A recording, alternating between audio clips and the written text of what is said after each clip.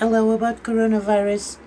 I had information here that my blog has been researched, and so it's no need to be a secret. Well, what I have to say, let me take the cab. What I have to say is the following. MI6 top expertise lab just referred that it's an ethnic. It didn't refer it, but some mainstream media talked about an ethnic target of the virus, and they didn't say where they based that information. I got the laboratory that made the studies here at UK, there at UK, and that says that only targets people with a DNA sequence ending in 503.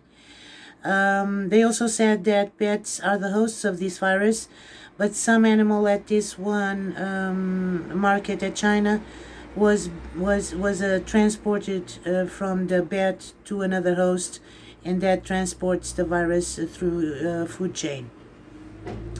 So basically, we have food chain, we have a host, which is the bat, and we have an ethnic group that is affected, which again I say with DNA sequence ending on 503.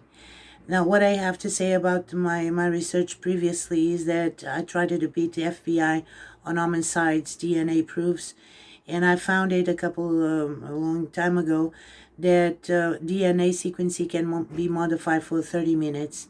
30 minutes, I have lots of scientific papers where I base my theory, and there's no Hollywood movie talking about this, but you actually can modify your DNA for 30 minutes. That probably modifies your behavior as a human, but there's no case study on the internet, all over the internet. I am the keyword from Google.